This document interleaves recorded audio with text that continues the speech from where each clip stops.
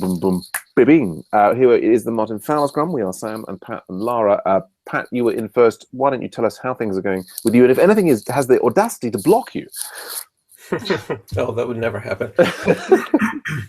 Things are going pretty good. We had we were going to have a client meeting on SHF yesterday, but the client had to put it off because of circumstances. We're going to do it this Friday, so we had a team meeting instead. I've pushed a PR, which I'm in the process of modifying based upon a number of things, especially test coverage. And I was struggling this morning with how to stub a controller method in a Cucumber step method. And I figured that out, so that's working now. So that was my blocker as of this morning. On Met Plus, I need to spend some time on that today. I've seen some people putting PRs in there. I haven't gotten to it yet, so some things are stacked up, which is good. I like to see that. And I think that's pretty much it for me, and no blockers on my side. Oh, good report. Thanks. Yeah. Studying a controller method in the Cucumber test, that's usually, I mean, something we want to avoid doing. I know. But is that because the controller method has like a network connection or something that you need to? No, it's an internal thing. Right. But for the circumstance I'm dealing with, it makes sense to stub this particular controller method. Probably more time than we need to go into now. We've been in a similar situation in part of website 1 where we used a combination of stubbing and caching. Actually, there was a thing where this was the thing that Matt was working on with the Twitter stuff on website 1. And anyway, there's if you want me to show you the code that we because I think that you can have the, rather than stubbing, you can check that something's happening and then use a cache to actually make it more realistic. So if you're ever interested in that, let me know. But yeah, in this case, that's not applicable to my use case here. Okay. But it's good to know that. But anyway, I learned something by researching it, which is all good. Yeah. Well, I'd love to see a blog from you at some point on the the more details about the case that you're researching there, because it sounds like there's something I could learn. Well, the fact is that somebody would probably say, well, you should have written a controller test. We don't do controller tests on SHF, but this particular thing, I was thinking, if I keep running problems, I'm going to create a one-off controller test just for this particular situation. But I'm not sure I need to at this point. Anyway. Well, anyway, I won't take up more time now, but yeah, it would be interesting to get more on that. But partly that's what I do the blogging for, is to kind of like allow myself to write up chunks of those things and then kind of get more input on. Anyway, great. Let's go on to Lara. Lara, how are things going with you? Hey, all right, thanks, Sam. So yesterday we had the marketing meeting, which went well. Other than that, I've just been busy on client deliveries. I did check to see if my pull request on Met Plus is passing, which I see it is, Patrick. I will probably get started on that other feature tomorrow. I just need to finish some stuff up today. I've still got the same blocker that I had yesterday on the setup of Phoenix. I did speak to Frederico about it. It seems to be a common problem on Ubuntu. And so I just need to make like 15 minutes just to do screen grabs and put it out there on Alexia just so you can have a look. Right. And what else have I done? Then we just had staff meeting for Craft Academy this morning. And that's it, yeah. No blockers besides the Phoenix setup. Right. Interesting. Good stuff. Yeah, I was just trying to take notes on that. I wish we had a mechanism that kind of would just transcribe what we were saying automatically, so that the transcript, was kind of available for people who didn't want to watch the video. I'm sure there must be something out there. Yeah, it's like Google couldn't have this. I'm sure it must get there. I'm just writing down here that Pat would love to hear more about when you have a chance. Sorry, I'm kind of like doing this awful thing there of typing and other things at the same time. Bad person. I'm a bad person. So yeah, from me, and I've got the camera on me.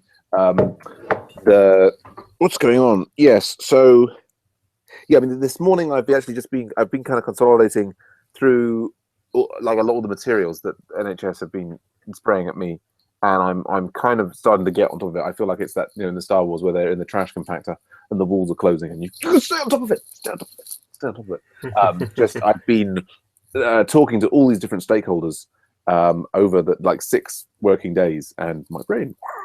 But yeah, so I'm kind of turning it all into blogs, and yeah, in the NHS Wiki channel, I'm just sort of now linking those blogs all into one place, and people who are interested can read about it, and I will try and boil it down.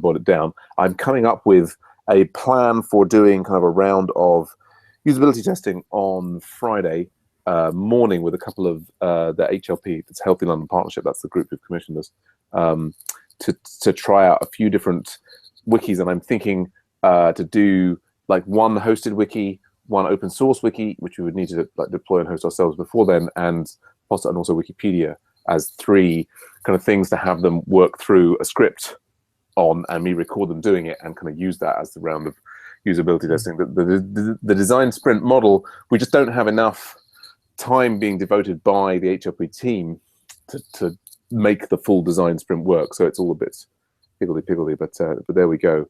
So that's the main thing on me. I mean, there's other stuff going on. There's more people to talk to. There's legal aspects to sort out as well, and pro bono. There's potentially, I mean, what NHS the group have done now is they've basically said, look, this is all the budget that we have, okay, just to do it. So we want to, in order to maximize the money coming into Agile Ventures, we want to minimize our legal outgoings and our hosting outgoings. So yeah, lots going on there. Other things that are happening. Yesterday we were going to record the Agile Book Club podcast, and Michael wasn't free, and I ended up just having a nice chat with Ashley instead, and talking about the marketing and the podcast and this, that, and the other. I managed to have a quick check-in on local support with Sigurd and Sess, yeah, that was nice. There's kind of basically all pretty much at the moment all of my other commitments, of which there are many. I've been trying to move the website 1 forward. All the changes that we want for marketing that we're talking about website 1, the async voter, Redeemify. I'm kind of only extremely slowly making progress on them, and yeah, I feel like I'm going to try and hand off async voter to Raphael, and Redeemify back to Matt, who's now more interested to be involved again, and yeah, try and just get on top of it all, if that makes any sense. So I think it's no kind of critical blockers apart from just working out which of all the different things that are going on to prioritize. And upcoming, it's Tuesday. What do we have to do? Oh, I'm being interviewed on Ruby Rogues again later today, which hopefully will be a positive experience with some positive marketing benefits. And yes, we've got the Elixir mob tomorrow, Ruby mob on Friday. And also I'm off for the week next week. Oh, good to know. Oh, thank you. Is it a school break? Is that why it is? It's now the 2-week Easter break that we have in the UK, and so yes, my boys are off school this week and next week, and so I'm working this week. But then I think I'm just going to go away next week and try and get that sorted. So that's our Scrum. Is there anything kind of like any small items that we need to work out or sort out? No. Mm. No, not on my side. Just one thing I did forget to tell you is that I actually got an interview request for a startup tech company here. Mm-hmm. So I told Patrick about it yesterday. Cool. So yeah, they saw my portfolio, or they saw my LinkedIn profile, and so they've given me a UI test to do. So right. I'm going to try. Cool. They'd never miss an opportunity. Great. Excellent. Yeah. Good luck. Yeah. Cool. Yes. So, well, that's our Scrum. I guess, is there other things? I mean, the thing we'll have, I guess, the marketing meeting on Thursday. I guess one of the things I've got a sort of background worry about is at the moment what I'm doing is like sort of having lots of meetings, and the meetings end up involved saying, oh yes, this needs to be done, generates action items, and then I almost have like no time to do them. I wonder if there's need for like instead of a meeting having a doing, like getting together and having a doing. Do you know what I mean? Like it's a meeting. Meeting is great. Meeting is great, but then there also needs to be a doing. To get doing, yes, exactly. So I'm not sure how to make sure that there is a doing or something. Well, they proposed yesterday that you start writing the newsletter. Just Right. guys, it's not going to happen. Oh boy, It's a bad request. I can certainly try and contribute to the newsletter. There's like, writing up what happens on the NHS wiki. Yeah, I mean, yeah. So I guess we shall leave the other things to later. I just mentioned that I put into the AV community talk and the paid projects thing. There's other funding things that we could be going for. If you're interested in looking at those, yes, I guess Pat, wonderful spreadsheet that you've done, looking at the different bits and pieces on, you started evaluating some of the different wikis. Did you have any? What was your thought in terms of an open source wiki that we could host? Which one do you? Yeah, well, it was great that you had that one suggestion of, was it called Blue Bottle or something? Blue Spice for Media Wiki. Right, right. I think that's a great potential. The one that I was looking at as well was Wagon. The official site on Wagon seems to be down. Connectopedia is built on Wagon. Connectopedia seems to be defunct. Their official site doesn't. Right. Load. So I was in Wagon, and a Wagon itself is right. Connectopedia, yeah. I mean, if you look at this, to me, it looked like a science project to get it to the point where it'd make sense for NHS, given the. Okay. Yeah. I mean, I didn't look at the code base particularly. I mean, I just looked at the documentation. I mean, I didn't pour through any of the code, but right.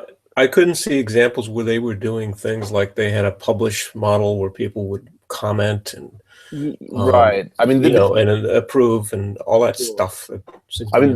Right. I mean, this is what I was seeing, that there are these live sites that are allegedly, run by Wagon, run on Wagon. But maybe there's more to it than I thought. But based upon the cursory review of the documentation, you were looking at the documentation. To me, there was a big enough gap there. Right. You were looking at the documentation on GitHub. No, on the Wagon site. Oh, Wagon.org. To their exactly. Okay. The one that you had us up there earlier. The. What did I say about it? It's. Yeah, I thought maybe I wondered if it wasn't there because I thought you I didn't see it in the name, but you were maybe using the word Connectopedia to indicate that it's. Well, maybe I missed something on Wagon. Maybe I thought I was looking at Connectopedia. Yes. Which is hosted on Wagon, but Connectopedia seems to be defunct. But I didn't really know that. I didn't pick up on the fact that Wagon actually had usage out there through other sites. Okay. So right. So yeah, you were looking specifically at Connectopedia, which appears to be. I mean, it's one of these funny things that actually. I mean, I've had this before, looking at open source things, and often the Rails ones seem to be kind of a bit behind. Like, I don't know if it's larger communities or what it is, but like PHP and Python, it's things like Django. No, not Django. Sorry, Plone and Drupal and these other ones like seem to be just a kind of a level of activity and usage above the Rails things. Do you know what I'm saying? Yep. Oh yeah, absolutely. And it's not that Rails isn't used extensively, but somehow the open source, these are content management systems, what have you, tend to be a little bit. So it's kind of like, obviously we'd love to be working with an open source like this in order to make it easier for us to do custom work with it. But okay, well, let's just say I did not look at Wagon. I looked at Connectopedia, but maybe there's something in Wagon. Maybe you found something. That's great. Yeah, that's good to know. So that's maybe one more to consider. But the fact that you've identified this Blue Spice one as a good option is fantastic. Well, the problem is that it's, from my point of view, I think it would just be the hosted version that makes sense for us. Right. Because it's written in PHP, et cetera, et cetera. Our talent base is not great there. Yeah. Well, although I spent 3 years programming in PHP. I mean, I think. You did? Yeah. Oh, okay. It's something. I mean, and it's something I think it's important that we're not. So, it's easy to kind of. Well, yeah, you're saying exactly the right thing, which is like, we've got lots of people who are interested in spending time working on Ruby on Rails, rather than, although occasionally we do have people coming through saying PHP, and so if there was a PHP-related project, wouldn't be a terrible thing. I guess I was just, go on. Well, maybe if I get time later today, I'll take another look at Wagon then, Okay. and see the example sites that have been built on it.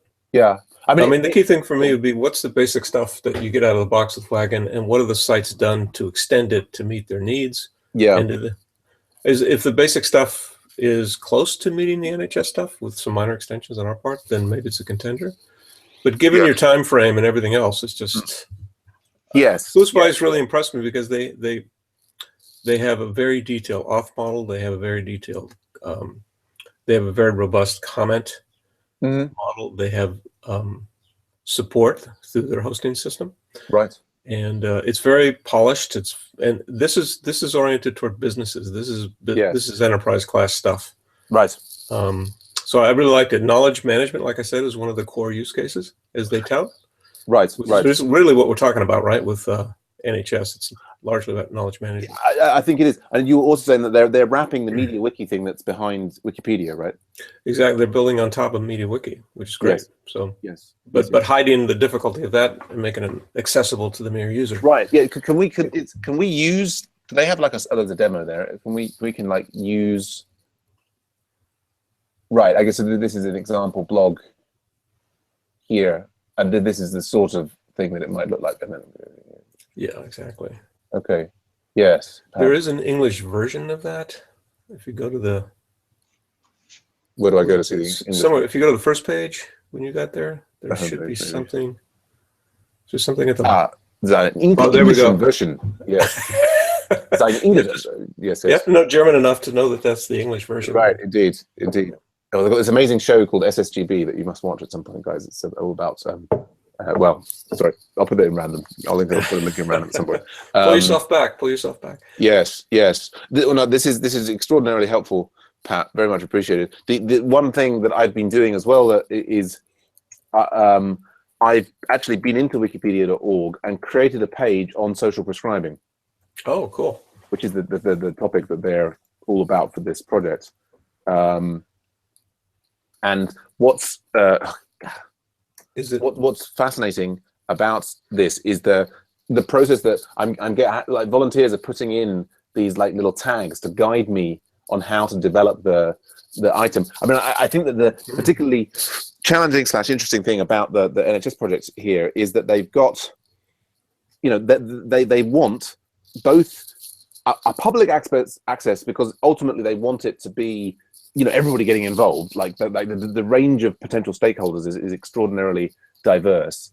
At the same time, I think if something goes out too early, unpolished and inappropriate, it's just going to fizzle out and be nothing again. But they I think they also want, they've got particularly these commissioners who are potentially paying for putting these services in place. There's certain things that those people are just not going to share publicly, like their business plans related for rolling these things out, and they kind of need a private space. I've actually managed to get the HLP people to set up a Slack instance, and there's a whole. What I would really like to do is try and break it down so that we can kind of, like, almost ultimately, it could be that we say, look, for the public thing, use Wikipedia, and we'll provide you a private closed thing, that's separate. Anyway, I'm going to. Go on. I was thinking that disjoint model might not be what they want, but they do have a complicated or rather sophisticated mechanism, as you alluded to, for keeping some things private within a small circle and some things public, but limited commenting. They want a powerful mediation group or whatever they call that to be able to be alerted to problems and take action, etc. So there's actually, when you break it down, there's some rather complex stuff that they want that most of the wikis out there just are not built to handle. Right.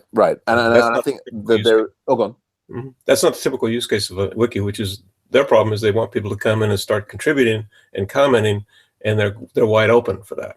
Yeah, I mean they basically want to have their cake and eat it. They want it to be wide open and to serve everybody, and everybody ought to put things in there. But then they also want it to be focused, and they want like careful moderation to make sure that the